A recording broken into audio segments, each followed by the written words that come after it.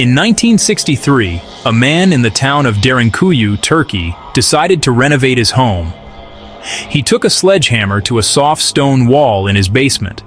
Instead, the wall crumbled away to reveal something else entirely. It was not solid ground. It was a dark, empty space. A cool, stale air, untouched for centuries, drifted out from the opening. The man peered into the blackness, his curiosity outweighing any initial fear. He saw a passageway, hand-carved from the volcanic tuff, leading down into the earth. He had stumbled upon the entrance to a massive, multi-leveled underground city.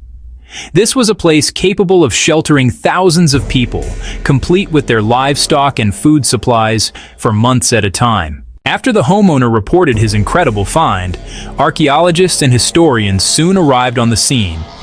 Armed with simple lights, measuring tapes, the first teams descended into the network of tunnels. They found a world preserved in time, coated in a fine layer of dust, but otherwise largely intact. Early maps were drawn by hand, charting the known tunnels and rooms.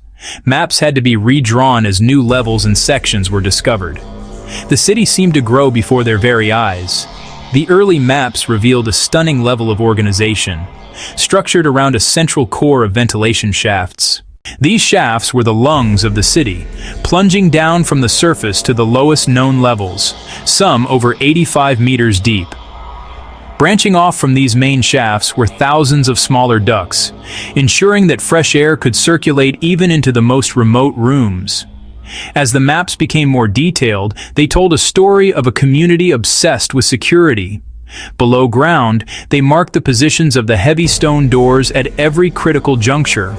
These doors, some weighing up to 5 tons, could only be opened from the inside. They were the city's locks, turning the network into a series of defensible pods. Life in the perpetual twilight of Derinkuyu would have been governed not by the rising and setting of the sun, but by a strict, communally understood rhythm. The first task for many would be to light the small clay oil lamps that provided the only source of light, their flickering flames pushing back the profound darkness. Large halls and smaller family living quarters likely served as meeting places. Here, the community gathered to discuss important matters, make collective decisions, simply socialize. Religion was not left behind on the surface. It was a central pillar of life in Derinkuyu. Numerous chambers have been identified as chapels. The most impressive space, a large cruciform church on a lower level. Not a hidden chapel, but a grand public place of worship. A unique complex, a missionary school or monastery. A long barrel-vaulted hall flanked by stone benches. The most widely accepted theory is that Derinkuyu was a massive subterranean fortress. The narrow, single-file passageways, the hidden pit traps, the holes in the ceiling for dropping projectiles. The most compelling evidence, the massive rolling stone doors. They could only be operated from the inside, impassable for attackers. Inhabitants could retreat deeper and deeper into the earth, sealing the fortress behind them. This layered defense made full conquest nearly impossible. While the fortress theory explains the how, the Christian refuge theory explains who and why. Cappadocia was an early cradle of Christian thought and monasticism. The archaeological evidence is undeniable. Numerous chapels, a large cruciform church, a religious school or monastery, the crosses carved into the walls, a permanent declaration of faith. They faced intense pressure. First, from the pagan Roman Empire. Later, more persistently, from Arab raiding parties during the Arab-Byzantine Wars. For these groups, the underground structures were a gift from God. Derinkuyu became more than a place to hide bodies. It became a place to preserve souls and a way of life. One of the most intense debates surrounding Derinkuyu is its true age.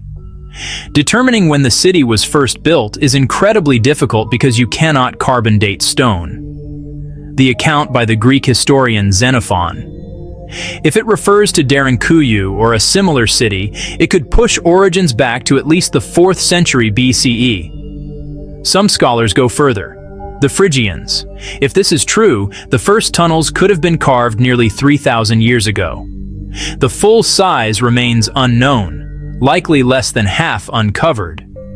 What secrets lie behind collapsed tunnels? What artifacts remain hidden? Could there be an undiscovered burial ground? Today, Derinkuyu is no longer a forgotten secret. It is a protected UNESCO World Heritage Site. Its upper levels are open to tourists from around the world.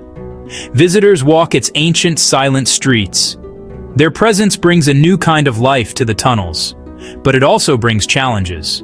The soft, tough rock made the city possible. That same rock is vulnerable to erosion. Footsteps, touch, moisture from human breath.